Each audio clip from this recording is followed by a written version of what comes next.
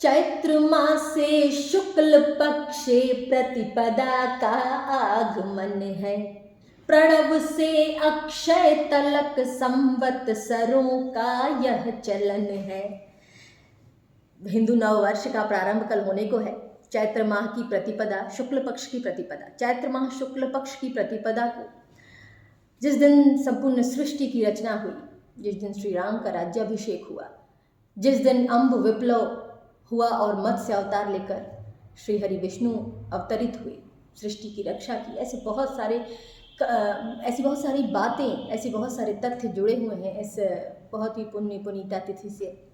और यही हमारे भारतवर्ष की हिंदू नववर्ष के रूप में जाने जाने वाली तिथि है। लेकिन ऐसा अपना दुर्भाग्य कि हम इस तिथि को उतना महत्व नहीं दे पाते, इस नववर्ष को मना नहीं पाते।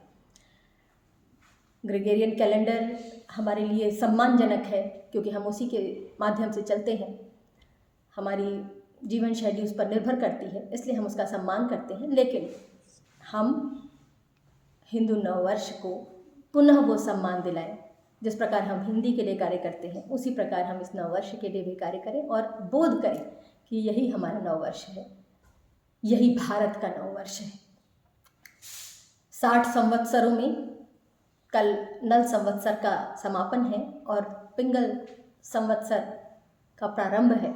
इस खुशी में, इस नववर्ष की खुशी में मेरी कुछ पंक्तियां आप तक प्रेषित हैं कि चैत्र मासे शुक्ल पक्षे प्रतिपदा का आगमन है। प्रणव से अक्षय तलक संवत्सरों का यह चलन है। सृष्टि का प्रारंभ जीवन शुचि सुधा का आचमन है। पूर्ण जीवन यज्ञ मनु का अम्बु विप्लव का हवन है।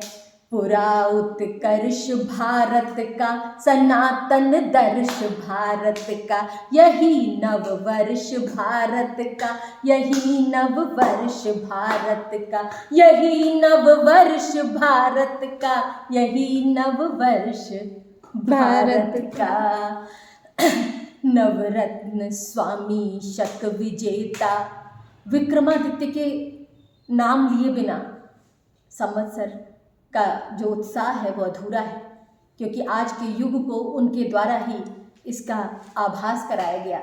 विक्रम संवत जो आज भी प्रयोग में है, वो महान सम्राट को याद करते हुए बताती हूँ कि नवरत्न स्वामी शक विजेता, विक्रमादित्य गति मनीषी, हिंदू संवत कर अलंकृत, विश्व को दी भेंट ऐसी।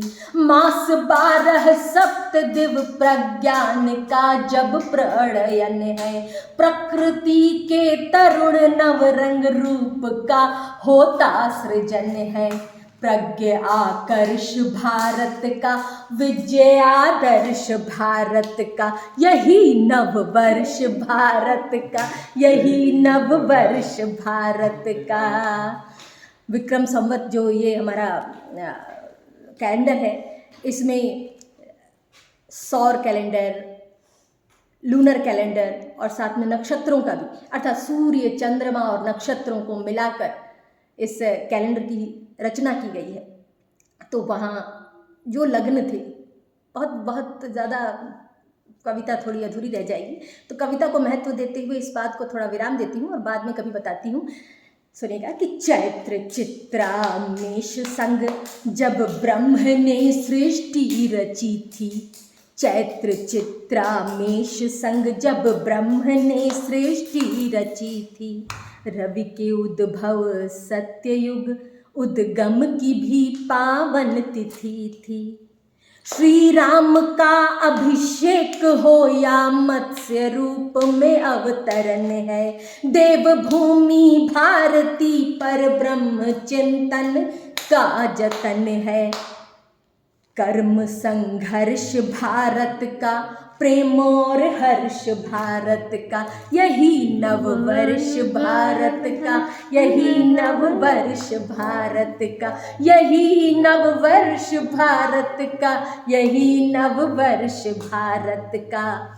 और जो नव वर्ष हमने कुछ दिनों पूर्व मनाया था, वहाँ से संदर्भ जोड़ती हूँ कि कप कपाती निशिथ में, कप कपाती निशिथ में दुह स्वप्न सा नव वर्ष था क्या।